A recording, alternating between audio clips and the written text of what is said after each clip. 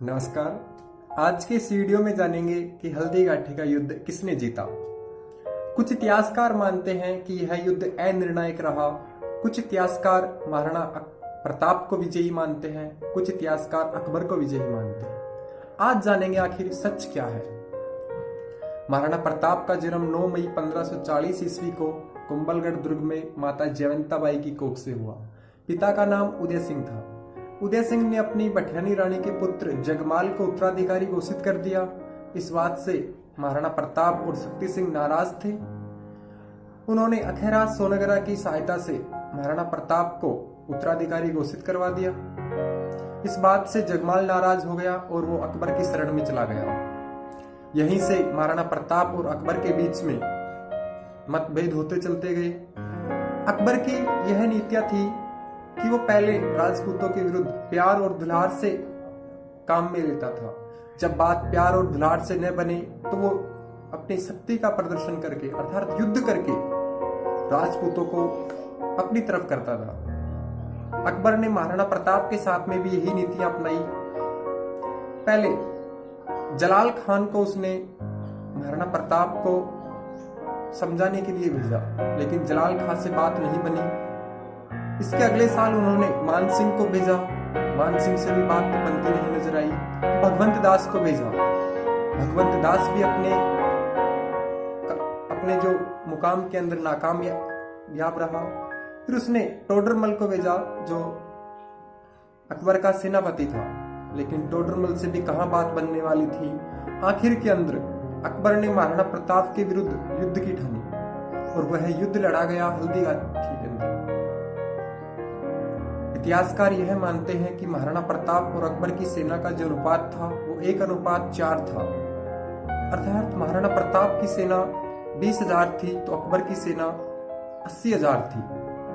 कुछ इतिहासकार इसको महाराणा प्रताप की सेना 3,000 और अकबर की सेना 5,000 भी मानते हैं, वो बात अलग है। महाराणा प्रताप और अकबर की सेना जिसका नेतृत्व मान सिंह के द्वारा किया जा रहा था, घमासान युद्ध छिड़ रहा था। शुरुआत के अंदर राजपूतों की जीत तय थी। राजपूतों ने अपने पूरे जोर से युद्ध लड़ा। एक आखिरी मुकाबला महाराणा प्रताप और मान सिंह के बीच में हुआ। मान सिंह हाथी के ऊपर सवार था और महाराणा प्रताप अपने प्रिय चेतक पे सवार था।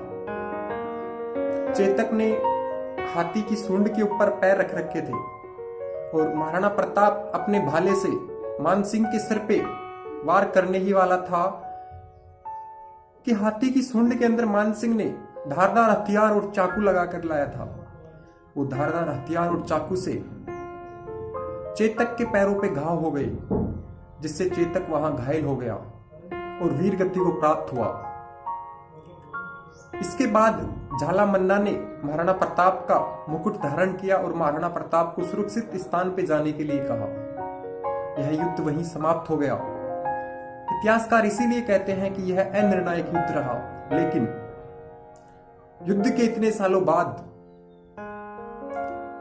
जो अपने इतिहास को तोड़ मरोड़ करके पेश किया गया था, उसमें माध्यमिक शिक्षा बोर्ड में सुधार का प्रयास किया और हकीकत बात को जानते हुए महाराणा प्रताप को इस युद्ध में विजयी बताया गया। इसके पीछे उन्होंने जो तथ्य दिए, जो लॉजिक दिए, वो ये है कि पहला कि इस युद्ध के बाद में अकबर ने मान सिंह का मनसब 7,000 से घटाकर 5,000 कर दिया गया।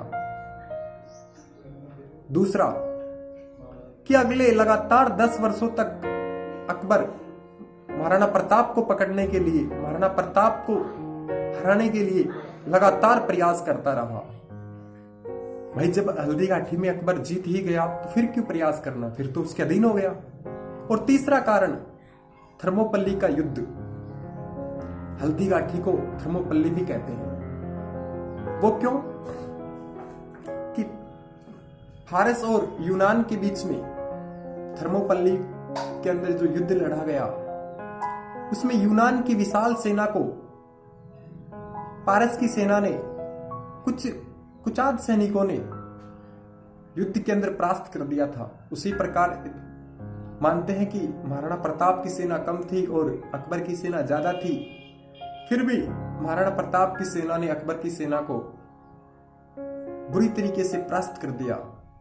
यही कारण है कि महाराणा प्रताप इस युद्ध में विजयी रहे। आपको यह वीडियो कैसा लगा, आप इसे शेयर कीजिए और अधिक से अधिक कमेंट करके बताइए कि आगे आपको किस टॉपिक पे वीडियो चाहिए। जय हिंद, जय भारत।